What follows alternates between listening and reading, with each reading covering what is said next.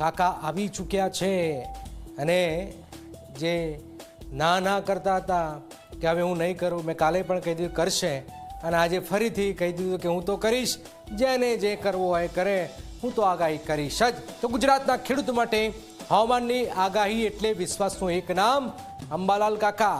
પરંતુ વિજ્ઞાન જાથાના વિરોધ બાદ તેમને આગાહી નહીં કરવાની જાહેરાત કરતા જ રાજ્યભરમાં ચર્ચાઓ જાગી.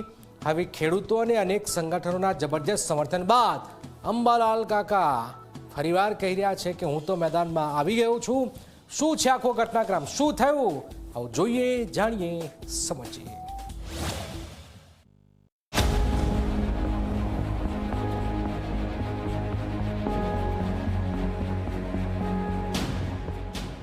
ગુજરાતના ખૂણે ખૂણે અને ગામડે ગામડે ગૂંજતું એક નામ અંબાલાલ પટેલ. વર્ષોથી પોતાની હવામાનની આગાહીઓના કારણે ખેડૂતોમાં લોકપ્રિય બનેલા અંબાલાલ પટેલે એક જાહેરાત કરીને સૌને ચોંકાવ્યા.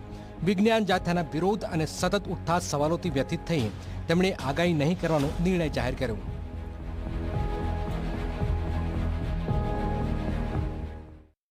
જાથાના કેટલાક નિવેદનો હજુ પણ આવે છે અને આ નિવેદનો લગભગ ઘણી વખત પરંપરાગત જ્ઞાનના કુઠારાઘાત છે, આપણા ઋષિમુનિયાના જ્ઞાનના કુઠારાઘાત છે.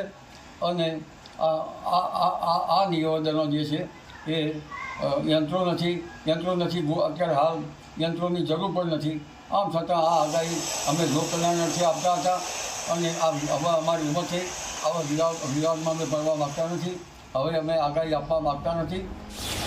વિજ્ઞાન જાથાના ચેરમેન જયંત પંડ્યાએ અંબાલાલ પટેલની આગાહી પર સવાલ ઉઠાવ્યા. ખોટી આગાહી કરવાનો આરોપ લગાવ્યો અને આગાહી બંધ કરવાની માંગ કરી. આ સમગ્ર વિવાદ વચ્ચે અંબાલાલે મૌન ધારણ કરવાનો નિર્ણય લીધો. પરંતુ આ નિર્ણય સામે ખેડૂતો અને તેમના સમર્થકોમાં ભારે નારાજગી જોવા મળી. આ અંબાલાલ કાકાની આગાહી સચોટ છે, બિલકુલ સાચી છે. લોકો ખોટો વિરોધ કરે છે અને ખેડૂતો માટે અંબાલાલ કાકા અમારા માટે ભગવાન છે. એ બોલ્યા એ પ્રમાણે વરસાદ આવે જ છે, તો એમનો વિરોધ કરવો નહીં અને એમને આગાહી કરવા જ દેવી. એમ જયંત પંડ્યાએ ખોટો વિરોધ એમનો કર્યો છે. કાકા તે એક ભગવાન સમાન છે અને પણ એમની આગાહી પણ બિલકુલ સારી છે. રાજ્યના અનેક ખેડૂતો, ભારતીય કિસાન સંઘ અને રાજકીય આગેવાનો ખુલ્લેઆમ અંબાલાલના સમર્થનમાં આવ્યા. ભારતીય કિસાન સંઘના હોદ્દેદારો તેમના નિવાસસ્થાને પહોંચ્યા. આગાહી ચાલુ રાખવા વિનંતી કરી તો પૂર્વ નાયબ મુખ્યમંત્રી નીતિન પટેલે પણ ટેલિફોન પર વાત કરીને ખેડૂતોના હિતમાં આગાહી ચાલુ રાખવાની અપીલ કરી. અંબાલાલ કાકાએ રાજકોટના એક વ્યક્તિના ખોટી રીતની કનડગતથી, ખોટી રીતના દબાણથી અને એની ખોટી ધમકીઓથી એમણે કાલે નિર્ણય કરેલો અંબાલાલ કાકાએ કે હવે હું હવામાનની આગાહી નહીં કરું. અંબાલાલ ભાઈને બધાએ વિનંતી કરી કે તમે એક વ્યક્તિના કારણે આ લાખો ખેડૂતોની જે ઈચ્છા છે અને તમારી આગાહી એ વૈજ્ઞાનિક પદ્ધતિથી છે અને મને આનંદ છે કે એમણે ખેડૂતોની લાગણીને માગણીને માન આપી, મીડિયાના આગ્રહને માન આપી અને આગાહી કરવાની એમણે ચાલુ રાખવાનું નિવેદન કર્યું છે. લોકોના અવિરત સમર્થન બાદ અંબાલાલ પટેલે પોતાનો નિર્ણય બદલી લીધો અને સ્પષ્ટ શબ્દોમાં કહ્યું કે હું ખેડૂતોના હિતમાં આગાહી કરતો રહીશ. જેને માનવું હોય તે માને, ન માનવું હોય તે ન માને. હું કોઈ આર્થિક લાભ લેતો નથી. મારા પર કોઈ કાયદાકીય કાર્યવાહી થઈ શકે નહીં.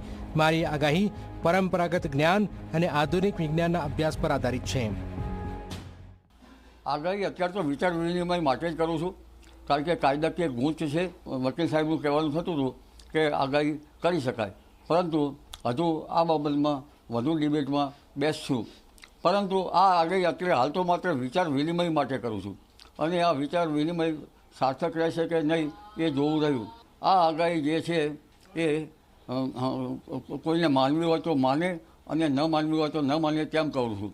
આ આગાહી, અમારી આગાહી જે છે એ અત્યારે પ્રસ્તુત આધુનિક ટેકનોલોજી જ્ઞાન અને પરંપરાગત જ્ઞાનની સરખામણી રૂપ જ અત્યારે કરું છું. અંબાલાલ પટેલના નિર્ણયથી ખેડૂતોમાં ખુશીનો માહોલ છે. ખેડૂતોનો દાવો છે કે અંબાલાલની આગાહીઓ અનેક વખત સાચી સાબિત થઈ છે. વરસાદની આગાહી હોય કે ઋતુના બદલાવની, તેમની માહિતી ખેતીના આયોજનમાં ઉપયોગી સાબિત થાય છે. ખેડૂતો તો એટલું પણ કહે છે કે અંબાલાલ કાકાની આગાહી તેમના માટે આશાનું કિરણ છે. અંબાલાલની આગાહી બધા કરતાં સારામાં સારી છે. કોઈ પણ વ્યક્તિ હોય તો એમનો અનુકૂળ આવે ન તો પણ અમને દરેકને અનુકૂળ આવે છે અને એ સારામાં સારા આગાહી આવે એ પણ વરસાદ આવે જ છે. સાચી પડે આગાહી? હા, સાચી પડે. એક તરફ વિજ્ઞાન આધારિત સવાલો તો બીજી તરફ ખેડૂતોનો અતૂટ વિશ્વાસ.